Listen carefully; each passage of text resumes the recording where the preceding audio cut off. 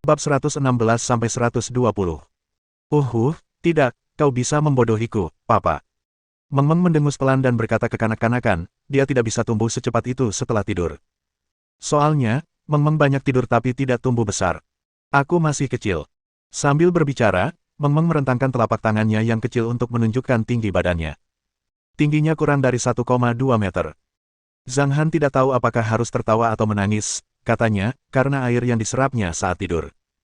Apakah air yang membuat orang diare, kata Meng dengan mata besar berkedip. Ya, dan masih ada beberapa hal lainnya. Zhang Han mengangguk. Salah, kata Meng ragu, aku juga minum airnya. Kenapa badanku tidak membesar? Dan kenapa aku tidak buang air besar setelah minum banyak? Karena kotoran di tubuhnya keluar dari pori-pori, jawab Zhang Han sambil menggelengkan kepalanya. Apa itu pori-pori? Zhang Han tidak tahu bagaimana menjawab pertanyaan ini, seolah-olah semua orang tahu bahwa 1 tambah 1 sama dengan 2, tetapi mereka tidak dapat menjelaskan alasannya. Untungnya, Zhang Han berjalan mendekati simpanse itu. Sebelum Zhang Han menjawab, Meng sudah memperhatikan simpanse itu. Hei, kamu dulu kecil banget, cuma setinggi perut papa.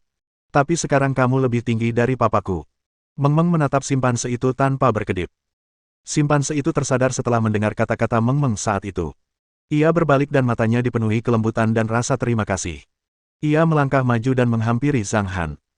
Lutut simpanse itu jatuh ke tanah dan bersujud kepada Zhang Han 3 kali. Setelah bersujud, simpanse itu masih berlutut di tanah, menatap Zhang Han dengan tulus. Tangan kanannya berubah menjadi tinju raksasa dan memukul dada kirinya beberapa kali. Kemudian ia menundukkan kepalanya ke arah Zhang Han. Papa, kenapa bisa sampai terbentur sendiri? Apa rasanya sakit? Tanya Meng penasaran, tidak tahu apa yang sedang terjadi. Zhang Han tersenyum dan berkata ringan, ia sedang memberi hormat kepadaku. Merupakan hal yang umum bahwa yang terkuat akan menjadi raja di dunia binatang. Meskipun simpanse itu tidak yakin siapa yang lebih kuat antara Zhang Han dan dirinya sendiri, ia tidak punya apapun untuk membalas kebaikan Zhang Han yang telah menyelamatkan hidupnya. Oleh karena itu, ia harus tunduk kepada Zhang Han dan memprioritaskannya saat ini, yang bagaikan sumpah yang tak akan pernah diingkari oleh siapapun yang telah mengayominya seumur hidup. Dalam penantian dan harapannya, Zhang Han mengulurkan tangannya dan menyentuh kepala besarnya. Wah.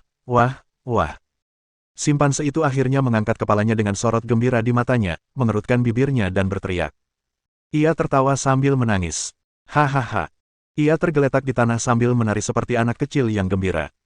Alasan mengapa ia merasa sangat senang adalah karena ia memiliki rumah di Gunung Bulan Baru setelah penderitaan. Oh, dia jago berguling. Meng tampak agak menggemaskan saat melihat simpanse itu berguling-guling di tanah. Ia tidak tahu kenapa simpanse itu begitu senang. Namun, Meng juga terpengaruh oleh kebahagiaannya dan menjadi gembira, melambaikan tangan kecilnya di pelukan Zhang Han. Papa, apa namanya? Meng ingin bermain dengannya tetapi tidak tahu namanya, jadi dia bertanya pada Zhang Han. Namanya. Zhang Han berpikir sejenak. Sementara itu, simpanse itu langsung duduk setelah mendengar apa yang dikatakan Meng. Bola matanya membulat, seolah sedang memikirkan namanya. Yah. Bulunya hitam dan bulu Hei kecil juga hitam. Keduanya hitam. Jadi, mari kita sebut Hei kecil. Bukan, itu nama Hei kecil. Lalu apa namanya? Dahei. Meng bergumam sambil berpikir dan akhirnya menyebutnya Dahei. Baiklah, kalau begitu namanya Dahei, kata Zhang Han sambil tersenyum. Hal ini memicu tawa riang Meng. Ia merasa hebat menyebutnya Dahei. Sementara wajah Zhang Han berseri-seri dengan ekspresi kepuasan saat melihat senyum Meng. Terlepas dari apakah namanya Dahei atau Old Hei, itu cukup untuk membuat Meng tersenyum. Sementara simpanse segera menerima namanya. Ia mengerucutkan bibirnya, menunjuk Little Hei dan dirinya sendiri dengan telapak tangannya. Lalu ia mengepalkan tinjunya dan saling memukul beberapa kali. Wah, gelombang. Ekspresi dan tingkah lakunya seakan berkata kepada Little Hei, kita adalah saudara. Ia ingat betul bahwa ketika sekarat, Hei kecil memberinya 2 ekor ayam. Bantuan kecil pun membuahkan banyak balasan, yang merupakan perwujudan semangat sejati di dunia hewan. Aduh. Si kecil Hei pun cemberut dan berteriak kepada simpanse itu. Hei kecil menyambut kedatangan saudaranya. Ia bosan mengajak 30 anak anjing itu bermain seharian. Hebat. Di bawah pimpinan tuan rumah, muncullah teman lain dengan IQ tinggi. Wah. Mata Dahei tertuju pada putri kecil itu. Jelas bahwa semua ini berkat putri kecil yang baik hati ini. Karena itu, Dahei setengah berlutut di tanah dan merentangkan tangannya ke arah Meng Meng. Haha, aku datang. Meng Meng menggeliat dalam pelukan Zhang Han dan ingin bermain di tangan Dahei. Dahei memiliki tinggi 2 meter, dan lengan serta telapak tangannya jauh lebih besar daripada orang biasa. Dahei memegang Meng Meng dengan hati-hati setelah Zhang Han menempatkannya di telapak tangannya. Meng Meng perlahan bergoyang beberapa kali di telapak tangannya, seperti sedang bermain ayunan. Lalu, Dahei melemparkan Meng Meng dengan lembut. Ah! Meng Meng menjerit dan ditangkap oleh Dahei saat dia terjatuh. Kemudian berulang kali dilempar ke atas dan menangkapnya. Ketakutan Meng Meng pada awalnya berangsur-angsur berubah menjadi tawa. Dia bersenang-senang. Meng Meng bermain selama setengah jam, sementara Zhang Han memanfaatkan waktu tersebut untuk menangkap 4 ekor ayam dan mengambil beberapa bahan. Kemudian, ia menghentikan Meng Meng dan menuruni bukit bersamanya. Di sisi lain, setelah Zhao Feng meninggalkan Gunung Nyulmun, dia bergegas kembali ke Teluk Nyulmun, memarkir mobilnya di cabang perusahaan dan naik ke atas. Tempat tinggal sementaranya berada di lantai 17 hotel milik perusahaannya, yang merupakan suite mewah. Ketika ia tiba di lantai 17, sebuah aula melingkar terlihat. Terdapat 4 suite mewah dan sebuah koridor di sisi seberangnya. Di ujung koridor sebelah kiri, berdiri sekitar 30 orang. Dari kejauhan, ia melihat beberapa dari mereka dipukuli di kedua sisi koridor. Wajah Zhao Feng jatuh dan berjalan mendekati mereka. Di sisi koridor, seorang pria berjas hitam bergegas menghampiri Zhao Feng setelah melihatnya. Matanya dipenuhi amarah dan ia berkata, "Saudara Feng, kalajengking datang dan bersikeras masuk ke kamarmu dan mengatakan ada sesuatu yang perlu diperiksa. Kami menolaknya, lalu berkelahi dengannya. Akibatnya, saudara-saudara kami menderita kerugian." Zhao Feng mengangguk dengan sungguh-sungguh. Kalajengking adalah asisten Tang Zhan yang cakap dan telah mengikuti Tang Zhan selama 5 atau 6 tahun, serta gerakannya cepat. Konon, ia pernah menjadi tentara bayaran di luar negeri. Sebelum Zhao Feng datang, Tang Zhan memiliki 7 orang sakti, 3 di antaranya sangat menguasai ilmu sipil, sedangkan 4 lainnya ahli dalam seni bela diri. 3 orang adalah penjahat intelektual. 1 bertanggung jawab atas pornografi, KTV di distrik selatan, 1 lagi bertanggung jawab atas perjudian, dan yang lainnya adalah yang paling cerdas di antara ketiganya, berusia 40-an dan pernah menjadi mahasiswa brilian yang belajar di luar negeri. Ia bertanggung jawab atas penyalahgunaan narkoba, yang paling rumit dan membuat rencana pembelian rute, memperhitungkan risiko, dan sebagainya. Keempat orang yang mahir bela diri itu sungguh luar biasa dan memiliki latar belakang yang kuat. Scorpion adalah orang yang paling ganas di antara mereka. Dia tidak akan pernah membiarkan lawannya hidup. Tingkat kekejamannya bahkan lebih tinggi daripada Zhao Feng. Kegilaan Zhao Feng yang kejam, sementara Scorpion begitu mengerikan. Ia bahkan lebih mengerikan di antara pasukan bawah tanah. Kakak Feng, Kakak Feng. Orang-orang yang bisa berdiri di sini semuanya adalah anak buah Zhao Feng. Mereka berkumpul dan menyapa Zhao Feng setelah melihatnya. Zhao Feng menganggukkan kepalanya dan berjalan memasuki ruangan dengan langkah kuat. Namun, baru saja tiba di pintu. Di sana berdiri 2 pria bertubuh besar yang menyilangkan tangan dan berkata dengan angkuh, "Maaf, saudara Kalajengking sedang bekerja di dalam." Tidak ada orang lain yang diizinkan masuk. Pintu ruangan terbuka. Ia bisa melihat dengan jelas Scorpion sedang duduk santai di kursi. Scorpion melirik Zhao Feng dengan dingin, ada cibiran di matanya yang terlihat jelas.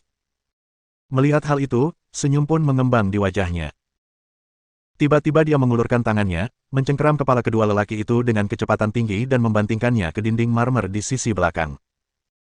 Dengan 2 suara dentuman keras, kedua penjahat jangkung dan tegap itu jatuh ke tanah dengan kepala berdarah. Zhao Feng masuk dengan ekspresi dingin. "Kau benar-benar marah," kata Scorpion sambil berdiri dan mendesis. Dialah pria bertato kalajengking di lehernya yang terus mengawasi Zhao Feng di luar restoran Zhang Han. Sekitar selusin orang mengacak-acak barang-barang di dalam ruangan, membuat seluruh ruangan berantakan. Astaga! Berhenti! Setelah Zhao Feng masuk, anak buahnya menyerbu masuk dan berteriak marah kepada mereka yang sedang membalik-balik barang. Belasan orang itu berhenti pada saat itu, berkumpul di belakang Scorpion, memelototi Zhao Feng dan anak buahnya. Hal ini pun membuat suasana di lapangan menjadi tegang saat itu. "Apakah kamu memikirkan akibatnya jika mengobrak-abrik kamarku tanpa izinku?" Zhao Feng tampak tenang, namun matanya berkilat dingin. "Kamarmu?"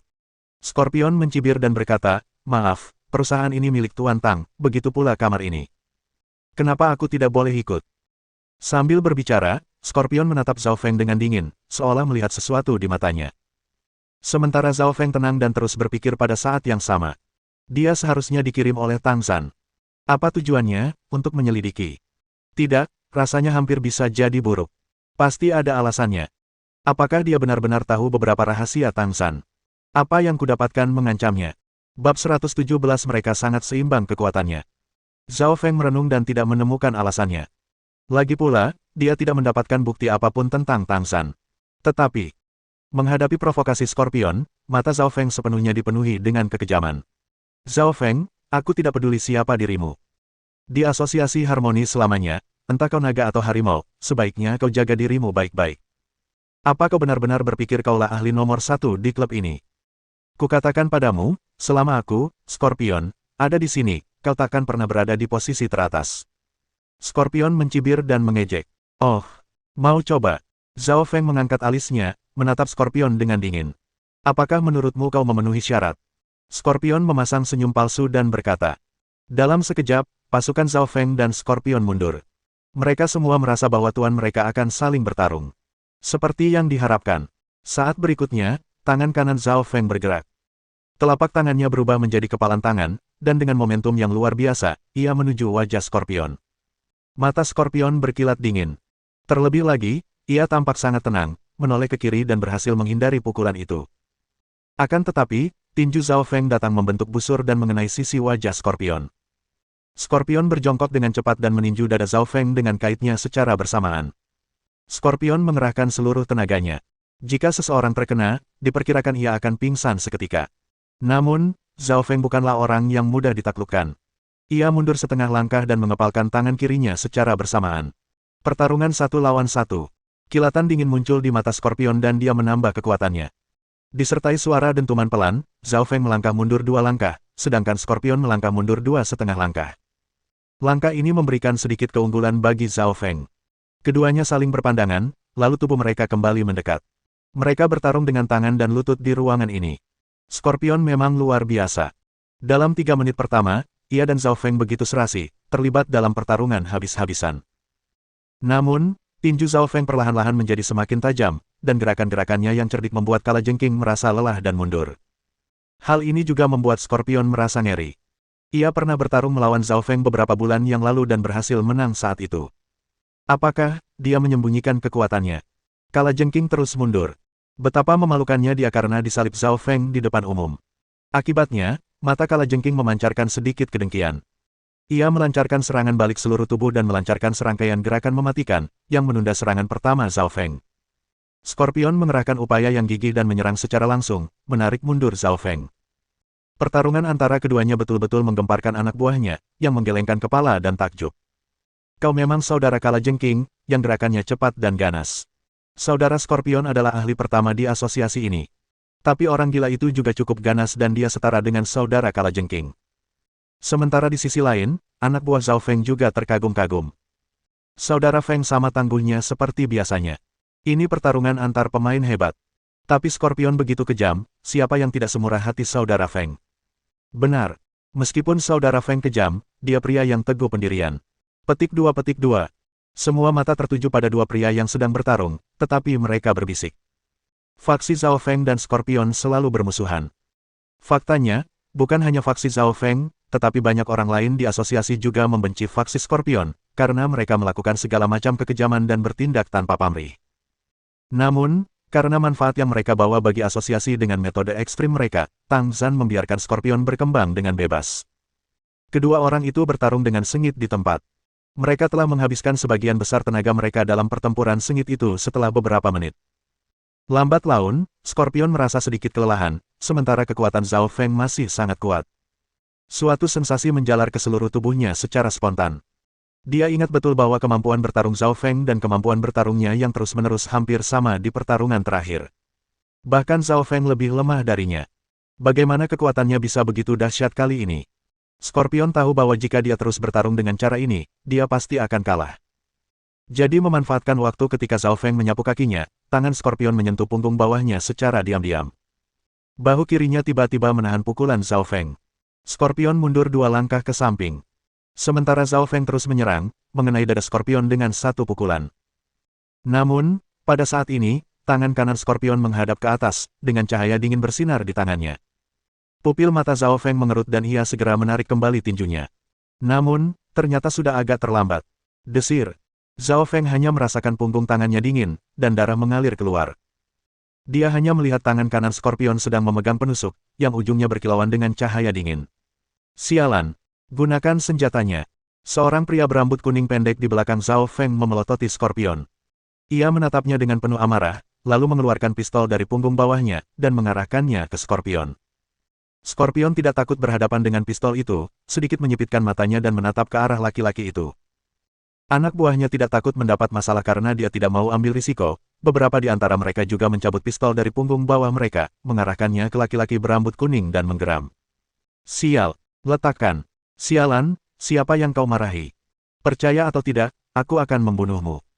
Melihat mereka membawa senjata, rekan-rekan Zhao Feng lainnya juga mengeluarkan senjata mereka satu persatu, menunjuk dan memelototi mereka. Suasana tiba-tiba menjadi tegang. Siapapun yang berani menembak lebih dulu, akan terjadi pembantaian. Orang gila, kenapa kau tidak menjaga anjing-anjingmu? Kalajengking mencibir dan berkata, hari ini. Zhao Feng dengan santai mengambil perban yang diberikan oleh stafnya, membalut telapak tangannya dengan sederhana dan berkata dengan lemah, jika kamu tidak memberiku penjelasan, maka tinggallah. Kata-katanya yang hambar membuat orang-orang merasa dingin. Tak seorang pun meragukan bahwa jika Scorpion tidak menjelaskan, pertempuran memang akan dimulai. Penjelasan.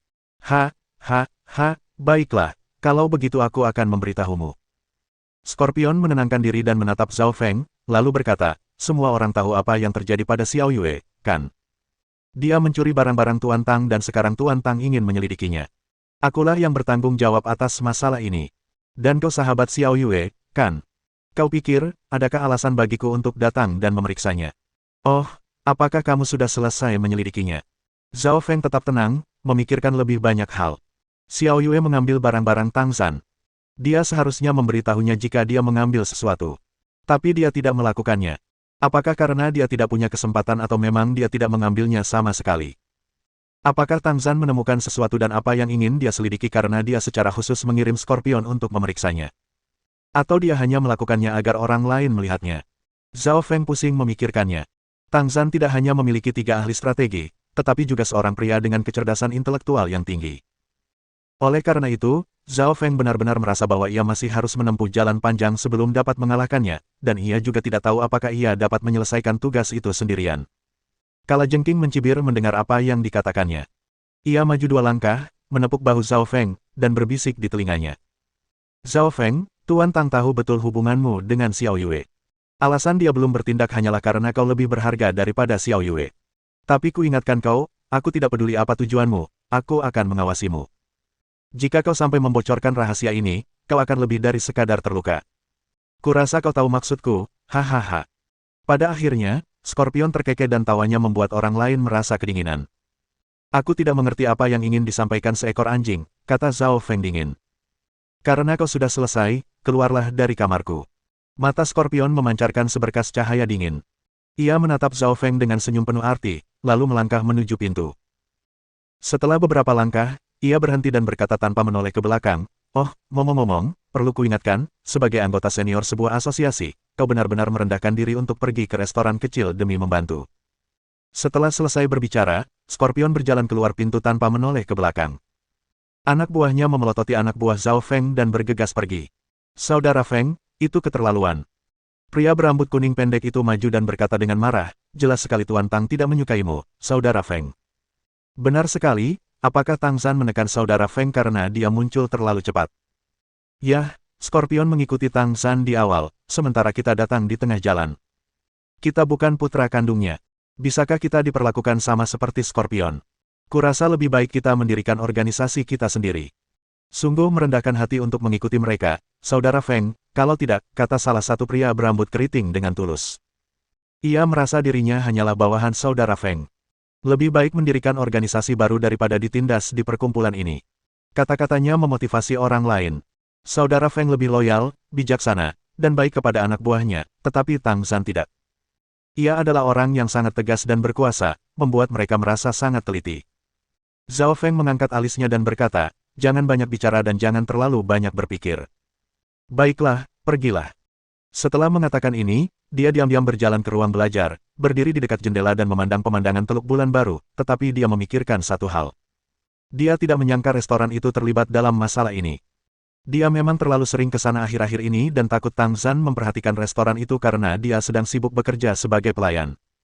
Dia takut tidak bisa sering ke sana lagi di masa depan. Meskipun bosnya tangguh, dia tidak bisa membuatnya mendapat masalah. Zhao Feng mendesah dalam-dalam. Kembali ke Gunung Bulan Baru. Setelah Zhang Han pergi sambil menggendong Meng Meng, Dahei dan Hei kecil mulai bertarung. Dahei memang kuat, tetapi hanya menggunakan 10%. Gigi Hei kecil memang sangat tajam, tetapi tidak sampai menggigit. Pertarungan semacam ini setara dengan bermain-main, yang membuat lebih dari 30 anjing di dekatnya ketakutan dan tertegun. Bab 118 Celakalah Ayam yang Tersesat. Hei kecil adalah kakak tertua mereka. Lagi pula, mereka sama saja.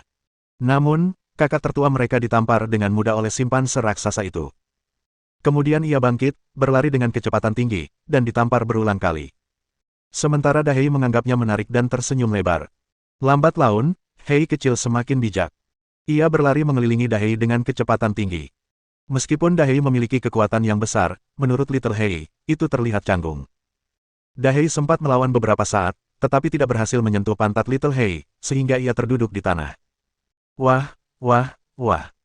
Dahei bersenandung sambil melambaikan tangannya, seolah berkata, membosankan sekali, aku tak mau terus bertarung. Sementara Little Hei berhenti dan duduk di depan Dahei sambil mengayunkan lidah besarnya. Wah! Tiba-tiba, Dahei melirik ayam-ayam di seberangnya dengan saksama. Mulutnya perlahan terbuka, siap menerkam mereka. Saat Hei kecil melihat air liurnya akan keluar, ia menggonggong dengan waspada. Oh, oh, oh, oh. Wow, wow, wow. Dahei meringis, memberi isyarat pada Hei kecil bahwa ia ingin makan ayam. Oh, oh. Si Hei kecil langsung menggelengkan kepalanya dan menggerakkan kaki depannya ke sana kemari, yang berarti mereka tidak bisa makan lagi karena pemiliknya telah mengetahui kebenarannya. Setelah mengetahui apa yang dikatakannya, Dahei memukul dadanya dengan sedih. Wah wah. Dahei terus memberi isyarat dengan tangannya, yang berarti dengan begitu banyak ayam, tidak masalah untuk makan lebih banyak lagi. Aduh. Hei kecil memandangi ayam-ayam itu dan setelah mempertimbangkannya, ia merasa itu benar. Karena ayamnya banyak, mencuri 2 ekor ayam pun tak masalah. Karena itu Hei kecil mengangguk ke arah Dahei. Ham. Dahei tertawa, sambil merentangkan tinjunya yang besar di depan kepala Little Hei. Setelah terdiam sejenak, Little Hei menjulurkan cakarnya ke kepalan tangan itu. Tiba-tiba kedua saudara itu menyelinap ke arah ayam-ayam itu. Karena ukuran Dahei yang besar, ayam-ayam menjadi kacau balau saat mereka mendekat. Aduh! Hei kecil berteriak pelan kepada Dahei. Kepalanya mencondong ke samping dan memberi isyarat agar Dahei minggir. Wah! Dahei minggir. Pada saat ini, Little Hei bergerak. Suara mendesing. Beberapa detik kemudian, Hei kecil berlari membawa seekor ayam di mulutnya dan meletakkannya di depan Dahei. Lalu ia berlari ke arah ayam-ayam itu lagi. Suara mendesing. Beberapa detik kemudian, seekor ayam lainnya ditangkap. Hei kecil agak puas diri saat itu. Meskipun Dahei punya kekuatan yang luar biasa, tetap saja canggung. Oh. Si kecil Hei menggelengkan kepalanya dan berjalan menuju hutan lebat sambil mengambil seekor ayam. Wah. Dahei segera menghentikan Little Hei dan mengungkapkan maksudnya dengan memberi isyarat menggunakan telapak tangan besar. Setelah menggerakkan tangan cukup lama, Hei kecil akhirnya mengerti apa yang dimaksud Dahei. Sedang mencari korek api untuk memanggang ayam.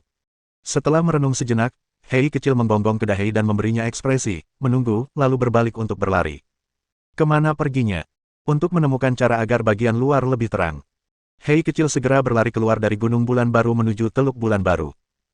Beberapa menit kemudian, ia melihat sekelompok orang sedang piknik di rerumputan hijau di kaki gunung rendah di sebelahnya.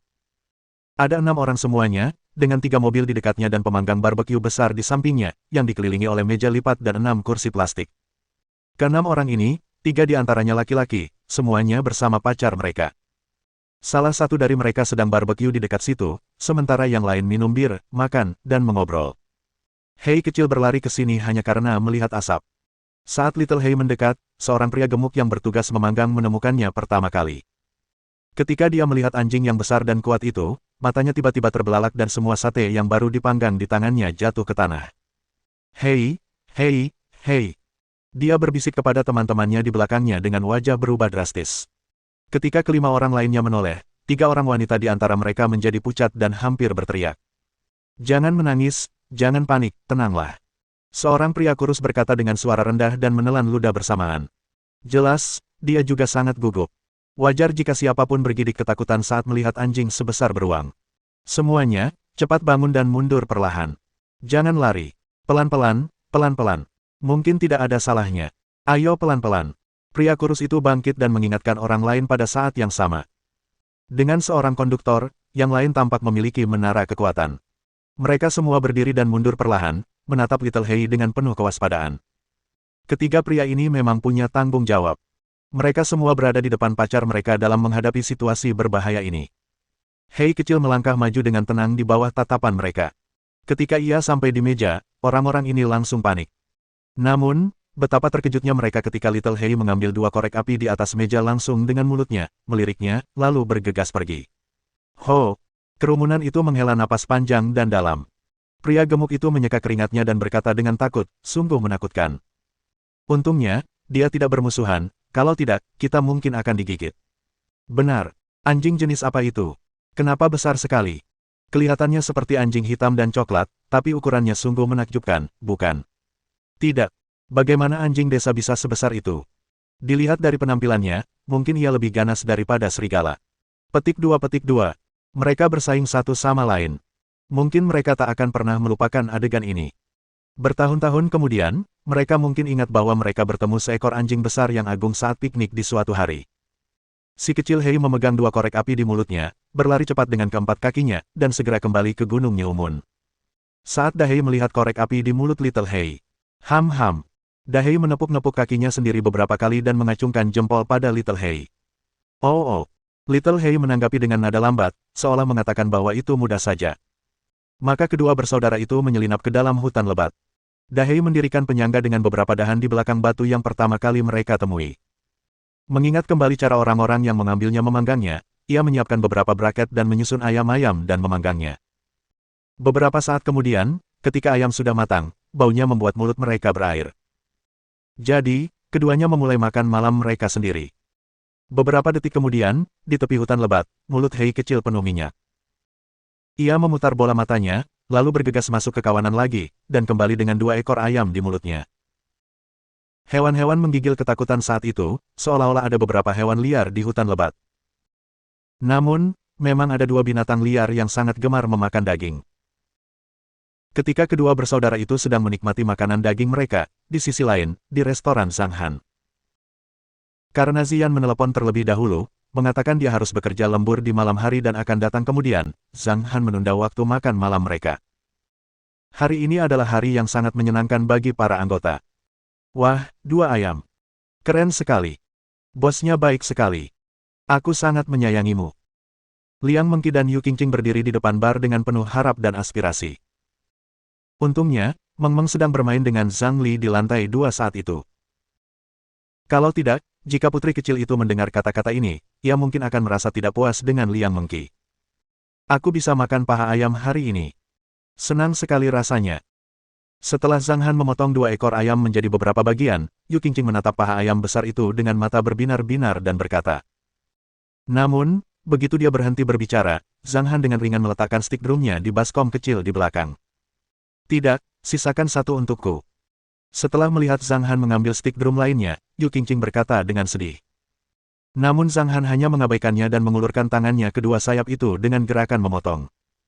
Bos, kakak, aku ingin makan sayap ayam. Liang Mengki terkejut dan berkata cepat, tolong beri aku satu. Akhirnya, beberapa detik kemudian, kedua wanita itu menatap Zhang Han dengan kepahitan tersembunyi di mata mereka. Ekspresi mereka begitu memabukkan, hingga hati orang lain pasti akan luluh jika melihatnya. Namun Zhang Han menutup mata dan sibuk melakukan urusannya sendiri. Ayah, kenapa kamu tidak datang bermain dengan Meng Meng? Tubuh kecil Meng Meng muncul di sudut tangga saat ini. Ia mengedipkan mata besarnya yang jernih dan berkata kepada Zhang Han dengan nada kesal. Aku akan datang sebentar lagi, jawab Zhang Han, lalu menyiapkan wajan penggorengan, menaruh minyak, menuangkan potongan daging ke dalamnya, dan mulai menumis. Saat melihat Meng Meng, mata Liang Mengki menjadi cerah. Dia berkata dengan ramah, putri kecil Meng Meng yang sangat cantik, bolehkah aku meminta bantuanmu? Lalu, ada apa? Tanya Meng Meng penasaran. Liang Mengki agak malu dan malu, tetapi demi sayap ayam yang sudah lama ia idam-idamkan, ia pun menyerahkan diri. Ia berbisik, aku ingin makan sayap ayam, tapi papamu menolak dan bilang itu titipan untukmu, jadi, bisakah kau memberiku sayap ayam? Satu saja. Wajah Liang Mengki sedikit memerah. Sudah menjadi hal yang umum bagi anak-anak untuk meminta hadiah kepada orang dewasa. Mengapa fenomena ini menjadi perbincangan di restoran ini? Namun, ia terpojok. Sayap ayam kola adalah salah satu hidangan favoritnya. Ia sangat menyukai sayap ayam. Terutama setelah menyantap ayam buatan Zhang Han, ia tak kuasa menahan godaan sayap ayam yang lezat. Meng, setelah mendengar apa yang dikatakannya, berpikir sejenak dan berkata kepada Zhang Han dengan nada kekanak-kanakan, "Baiklah, Papa, kalau begitu, berikan adik perempuan itu sepotong kecil." Oke. Zhang Han menatap Liang Mengki sambil tersenyum, lalu menggelengkan kepalanya, mengambil sayap ayam, dan melemparkannya ke dalam panci. Bagi Liang Mengki, Meng bagaikan malaikat saat ini. "Terima kasih, Meng, kamu baik sekali, aku sangat mencintaimu," kata Liang Mengki sambil tersenyum. "Ahem, Meng, aku ingin makan paha ayam," bisik Yu Qingqing. Papa." Meng melambaikan tangan kecilnya dengan santai seperti Zhang Han, sambil berkata, "Kalau begitu berikan juga stik drum untuk adik ini." Memem. Zhang Han mengambil paha ayam sekali lagi dan melemparkannya ke dalam panci. Dengan apresiasi Yu Qingqing, Meng berjalan kembali ke lantai 2 selangkah demi selangkah. Bab 119 Respons lagu baru. Pada saat ini, setiap anggota yang hadir menunjukkan wajah rakus seperti serigala lapar. Meskipun mereka juga ingin memakan bagian-bagian lezat itu, mereka terlalu gengsi untuk meminta kepada Meng. Lagi pula, mereka sangat terkejut bisa mendapatkan ayam. Karena Zhao Feng, Wang Qiang dan istrinya tidak datang untuk makan malam, orang-orang lainnya dapat bersenang-senang dan setiap orang diberi banyak ayam. Nasi goreng telur dan mie kuahnya masih laris manis. Setelah mie kuahnya yang baru laris manis, jumlah pelanggan di restoran ini juga terus bertambah. Belakangan ini, laci meja komputer penuh dengan uang. Jadi, Zhang Han memberikan sebagian besar uangnya kepada Zhang Li sebagai uang saku sesuka hati. Sekitar pukul 8 malam, Ziyan dan Zhou Fei tiba ketika Zhang Han telah menyiapkan makanan. "Wah, baunya enak sekali. Enak sekali. Kakak ipar, tahukah kamu kalau aku dan kakak Yan belum makan siang tadi? Sekarang kami lapar sekali." Zhou Fei dengan cekatan mengambil sepotong ayam dan mengunyahnya. "Kenapa kamu tidak makan?" Zhang Han melirik Ziyan, bertanya dengan santai. "Ini semua salahmu." Ziyan mendengus, menatapnya dengan marah, lalu berkata, "Masakanmu begitu lezat sampai-sampai aku jadi cerewet. Ini semua salahmu. Makanan di perusahaan, terlalu sulit ditelan. Akibatnya, aku tidak makan apa-apa dan kelaparan sampai sekarang." Saat berbicara, nada bicara Ziyan tak dapat dipungkiri mengandung beberapa keluhan. Pacar-pacar orang lain, melihat pacar mereka bekerja keras, akan mengantarkan makanan atau memilihkan makan malam untuk mereka sendiri. Namun, pria ini tidak pernah memperhatikan rasa hormat tersebut. Sekalipun ia ayah Meng, ia sama sekali tidak tahu bagaimana cara mengurus orang lain. "Kalau begitu, kamu bisa kembali untuk makan siang nanti," kata Zhang Han sambil menggelengkan kepalanya. "Akhir-akhir ini aku sangat sibuk. Perjalanan bolak-baliknya memakan waktu 2 jam, jadi aku tidak punya waktu untuk kembali." Ziyan selesai makan sepotong ayam, cemberut, dan diam-diam melirik Zhang Han dengan mata indahnya. "Jadi," Zhang Han menunda kata pertama, seolah-olah dia sedang mempertimbangkan bagaimana cara mengatakannya. Mata besar Ziyan berbinar saat ini, penuh dengan harapan. Senang sekali membayangkannya. "Jadi, berhentilah main-main," kata Zhang Han dingin, "lalu makan malam dengan tenang." Ziyan membeku, menatap Zhang Han tanpa berkedip. Ia tak pernah menduga apa yang akan dikatakan Zhang Han, jadi ia mendengus kesal, menatap tajam Zhang Han, hanya makan karena dendam. Zhang Li, yang diam-diam mengamati, tersenyum penuh arti sambil menikmati hidangan lezat itu. Seorang wanita tahu banyak tentang wanita. Ia mengerti bahwa mereka akan segera menjadi keluarga karena Ziyan mengenakan tatapan seperti itu, yang merupakan pertanda baik. Tapi, kenapa kakak jadi sebodoh tiang? Seharusnya dia bilang akan mengirim bekal makan siang untuk Ziyan setiap hari saat ini. Bodoh sekali dia. Kalau begitu, cepat atau lambat Ziyan pasti akan bersamanya. Di mana bisa menemukan kakak ipar sebaik itu? Bodoh sekali. Setelah beberapa kali bertemu, Zhang Li memang mengagumi Ziyan. Dia sangat cantik dan memiliki watak yang baik, yang benar-benar sepadan dengan kakaknya. Itulah cita rasa hidup. Zhang Han tidak cemas, sementara Zhang Li khawatir. Makan malam berakhir dalam suasana bahagia. Sudah lewat jam 9 setelah makan malam. Ziyan berencana pergi ke Taman Yunyin seperti kemarin dan datang ke restoran pagi-pagi keesokan harinya. Sementara Zhang Li dan Zhou Fei sedang membersihkan meja, Zhang Han duduk di samping Ziyan dan berkata, kenapa kamu tidak menginap di sini saja malam ini? Tidak hanya merepotkanmu, tetapi juga merepotkan Meng Meng jika kamu pulang pergi setiap hari. Meng Meng mengabaikan ucapan Zhang Han, asyik bermain dengan mainannya. Baginya, selama papa dan mama bisa menemaninya, dimanapun mereka berada, ia tak peduli. Sementara Ziyan mendengus pelan, tidak. Tetapi dia terus berpikir meskipun dia menolak Zhang Han. Kau ingin aku tinggal di sini tanpa mengirimiku makanan? Usaha yang bagus. Melihat ini, Zhang Han menggelengkan kepalanya sedikit dan tidak berkata apa-apa lagi. Sebenarnya, perjalanan pulang pergi itu tidak masalah, kok. Perjalanan pulang pergi saja memakan waktu lebih dari setengah jam, baik pagi maupun sore. Setelah Zhou Fei dan Zhang Li membersihkan diri, mereka meninggalkan restoran. Mereka terdiam sepanjang malam. Keesokan paginya, mereka berkumpul di restoran lagi dan sarapan. Ziyan pergi bekerja, sementara Zhang Han mengajak Meng Meng bermain di Gunung Xinyu. Meng Meng mengkhawatirkan Dahei. Seorang teman baik datang, yang berarti ia punya teman bermain lain. Selain itu, Dahei bisa memainkan permainan menarik untuk melempar Meng Meng. Belum lagi mereka senang bermain di sisi ini. Pada hari ini, tepat setelah tengah malam, mikroblog Suekian yang sudah lama tidak mengirim pesan, akhirnya diperbarui. Aktris, baru dirilis secara diam-diam. Pada malam hari, banyak orang yang berselancar di internet dan memperhatikan Suekian secara bersamaan, menemukan lagu tersebut tak lama setelah berita itu dirilis. Di sebuah bar internet, sepasang mahasiswa tengah berselancar di internet dan gadis lugu berambut ekor kuda itu tengah menonton drama TV sambil santai menjelajahi mikroblog. Lagu baru. Saat dia melihat pengumuman Suekian, dia mengkliknya dengan rasa ingin tahu, menghentikan tayangan drama TV populer yang pernah ditontonnya sebelumnya dan memutar lagu itu.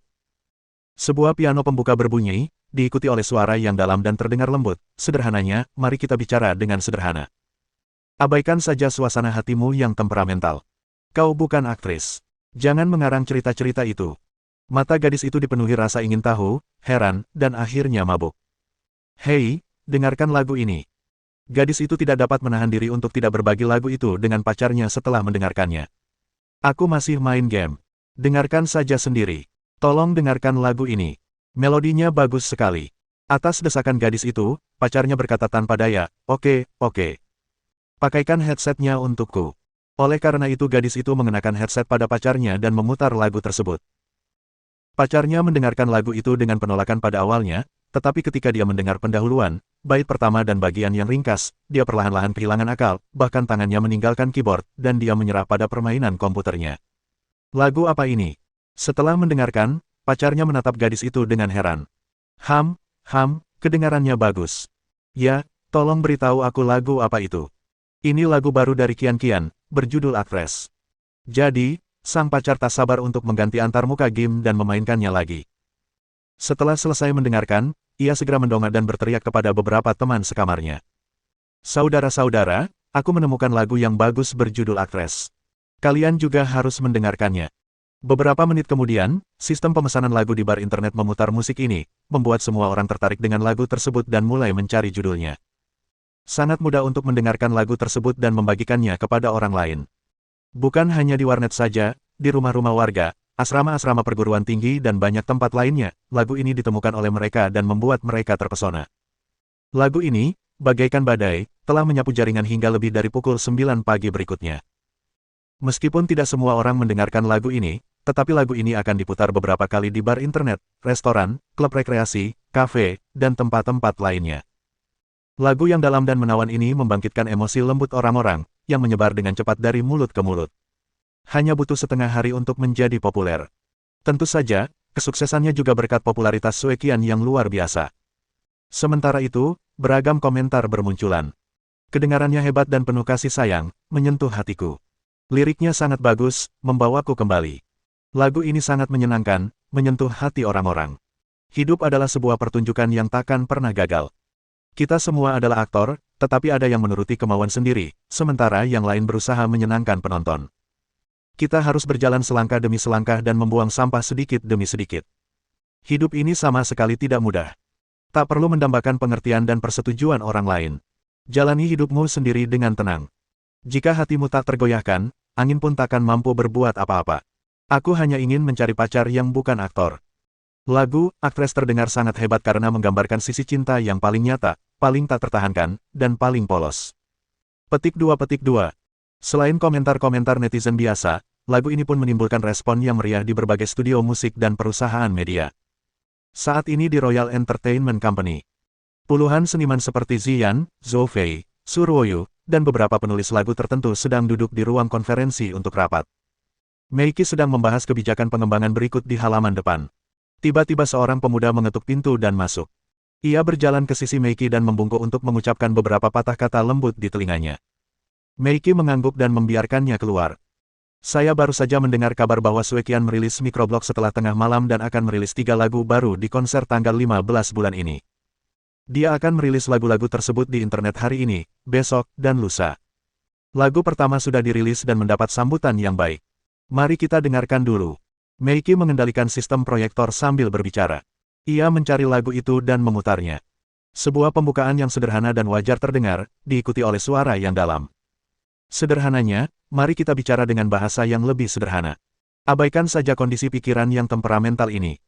Orang-orang di ruang pertemuan awalnya acuh tak acuh, lalu terkejut, dan akhirnya serius dan bermartabat. Bahkan para penulis lagu pun memejamkan mata dan mendengarkan dengan saksama. Setelah lagu itu dimainkan, semua orang terdiam. Bisakah kamu memainkannya lagi? Salah satu penulis lagu berkata dengan nada berat. Meiki mengangguk dan memainkannya lagi. Setelah mendengarkannya 3 kali, orang-orang di ruang konferensi saling berpandangan dan semuanya melihat sedikit kengerian di mata masing-masing. Lagu ini adalah salah satu lagu terbaik. Pada akhirnya, penulis lagu yang paling berkualitas di perusahaan itu dengan tegas memutuskan untuk berkomentar. Ya, lagu ini punya beberapa intisari. Penulis lagu lain menggelengkan kepala berulang kali dan mendesah. Yang pertama adalah peningkatan emosi, yang kedua adalah pengaturan hubungan warna suara antara lagu utama dan chorus, yang ketiga adalah perubahan treble, bass, dan semi-falsetto, dan yang keempat adalah liriknya yang sangat artistik. Secara keseluruhan, ini adalah karya yang bagus. Wah, lagunya bagus sekali. Wajah Meiki tiba-tiba muram dan dia berkata, apakah kamu sudah tahu siapa penulis lagu ini? Bab 120 Hanyang. Hanyang. Nada suara Meiki berubah agak tajam.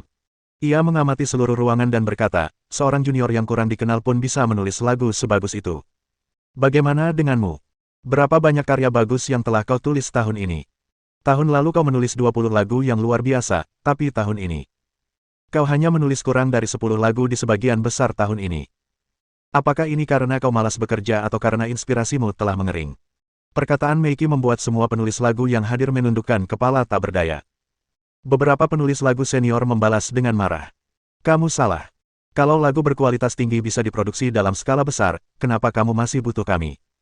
Benar sekali, kami tidak pernah bermalas-malasan di perusahaan. Sutradara Mei, Anda tahu betapa sulitnya membuat lagu yang bagus. Kami sudah berusaha sebaik mungkin, tapi lagu seperti ini masih jarang. Begitu mereka berbicara, Meiki sedikit melunakkan pendiriannya. Ia tidak bisa berbuat apa-apa dengan mereka karena latar belakang mereka. Kata-kata itu hanya peringatan bagi yang lain. Maka Meiki menghela napas pelan dan berkata, aku tahu. Aku hanya sedikit cemas melihat seseorang bisa menulis lagu sebagus itu.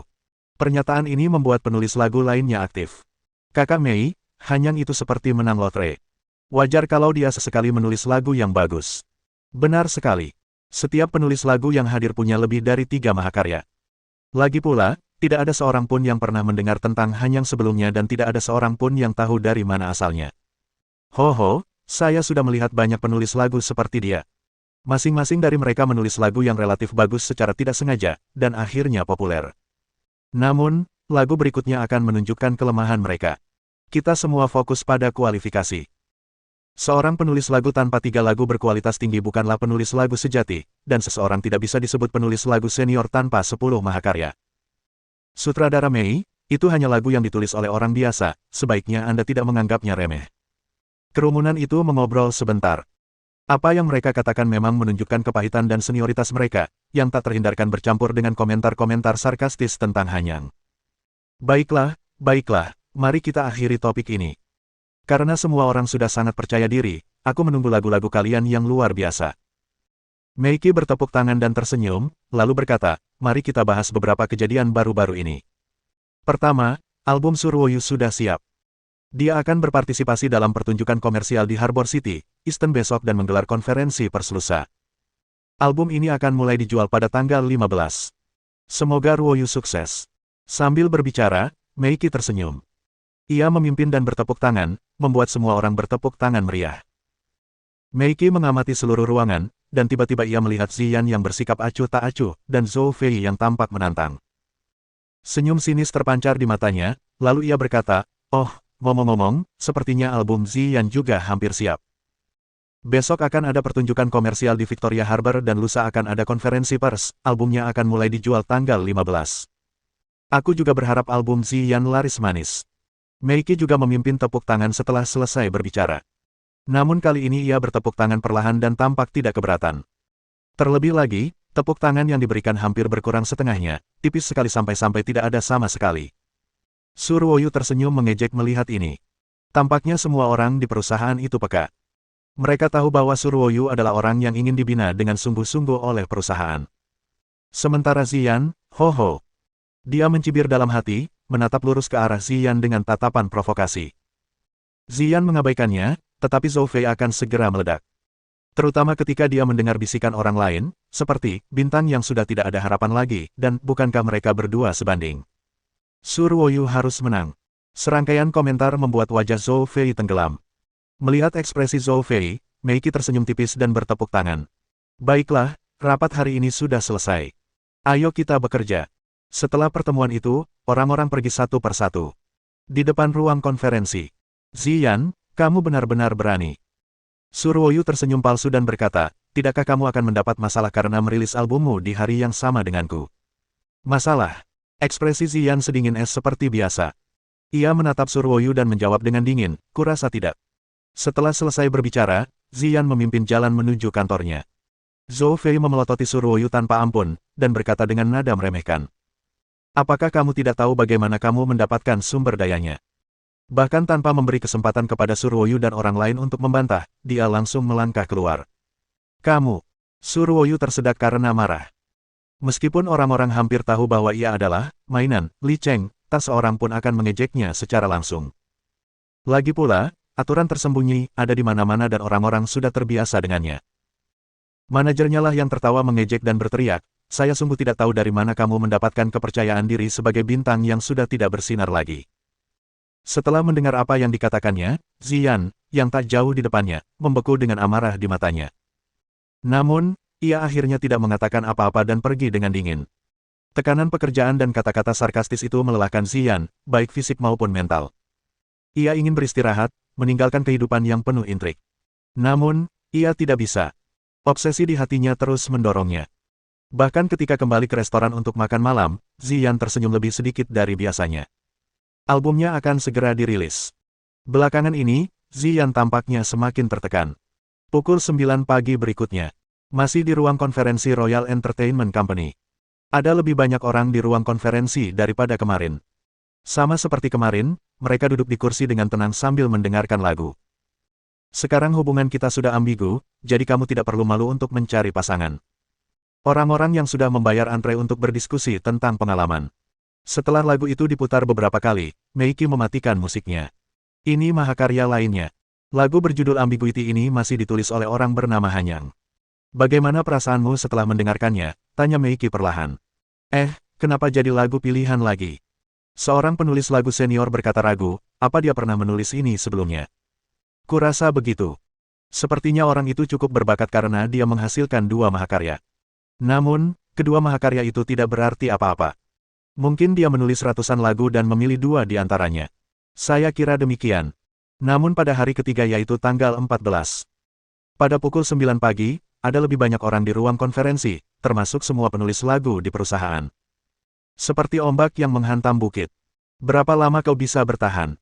Ia mungkin hanya memujimu lalu kembali. Berapa lama bunga-bunga yang lembut dan menawan itu bisa bertahan sebelum kau datang? Atau dipatahkan oleh sang penyair dan sedih karena harus mengganti lagunya. Lagu yang bagus lagi. Meiki tampak serius, mengerutkan kening, dan berkata, 3 mahakarya muncul dalam 3 hari. Aku bisa membayangkan betapa populernya konsernya besok. Sementara itu, lagu Su Ruoyu akan dirilis. Sebagai lagu dari periode yang sama, dikalahkan oleh yang lain juga menunjukkan bahwa perusahaan ini tidak punya kekuatan. Mengerti? Apa yang bisa kami lakukan? Kami juga sangat putus asa. Tepat sekali. Hanyang pasti nama lain dari seorang penulis lagu terkenal. Kalau tidak, bagaimana mungkin dia bisa menghasilkan 3 lagu berkualitas tinggi seperti itu? Ya, semua mahakarya itu diciptakan dengan usaha yang sungguh-sungguh. Ketiga lagu ini jelas sudah dipoles sejak lama. Cukup. Meiki menggebrak meja, mengerutkan kening, dan berkata, ku beri kau waktu 1 bulan lagi. Kalau kau tidak bisa menciptakan lagu dengan kualitas yang sama, kau tahu akibatnya.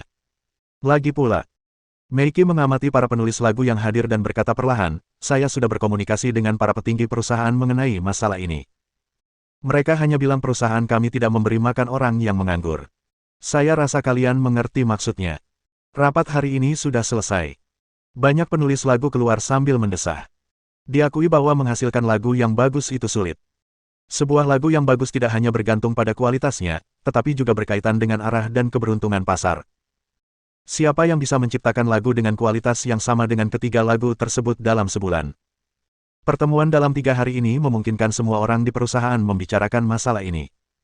Apakah kamu sudah mendengar 3 lagu bagus yang dinyanyikan Qian? Saya sudah sering mendengarnya, jadi saya bisa bersepeda, keren. Tahukah kamu, karena ketiga lagu ini semuanya diciptakan oleh seseorang bernama Hanyang, kakak perempuan Meiki mengadakan 3 rapat dalam 3 hari berturut-turut. Ia marah dan menegur para penulis lagu perusahaan. Tak hanya karyawan biasa di perusahaan itu yang membicarakannya, penyanyi lain pun terkena dampaknya. Di kantor Ziyan. Saudari Yan, saya rasa jumlah penonton dan komentar untuk ketiga lagu itu telah melampaui banyak lagu populer sebelumnya. Sebagai lagu dari periode yang sama, saya rasa kita akan sangat terpengaruh, kata Zhou Fei sambil mendesah. Tak ada yang bisa menandinginya. Ziyan mengangguk setuju. Bahkan, level lagunya pun meyakinkan Ziyan.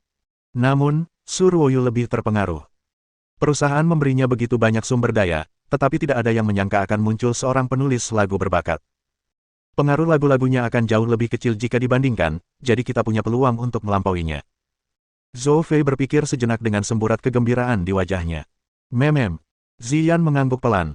Ia punya 2 tujuan dari album ini. Pertama, agar mantan penggemarnya tahu kabar kembalinya Ziyan. Kedua, mengalahkan Su Ruoyu, yang ejekannya masih terbayang di benaknya. Yah, aku tidak tahu siapa Hanyang. Dia benar-benar berbakat. Zhou Fei menggelengkan kepalanya, melirik jam, dan berkata, Kakak Yan, kita harus bersiap untuk konferensi pers. Oke. Ziyan mengangguk dan berjalan keluar kantor bersama Zhou Fei. Di sisi lain, Zhang Han dan Meng Meng sedang menonton kartun di lantai 1 restoran, yang memberikan suasana rumah yang nyaman. Namun, saat itu, 2 tamu istimewa akan datang. Tuan Tang, kita sudah sampai, kata Scorpion dingin sambil mengemudi di depan restoran. Mohon dukungan dari omom ante-ante sekalian, buat subscribe atau sharekan novel Mimin ke Facebook kalian, agar channel Mimin bisa terus berkembang. Dengan begitu, Mimin bisa lebih semangat untuk up novel seru lain ke depannya. Sekiranya ada kebutuhan buat subback, silakan inbox Mimin atau tuliskan di kolom komentar, Mimin dulukan dengan ucapan terima kasih.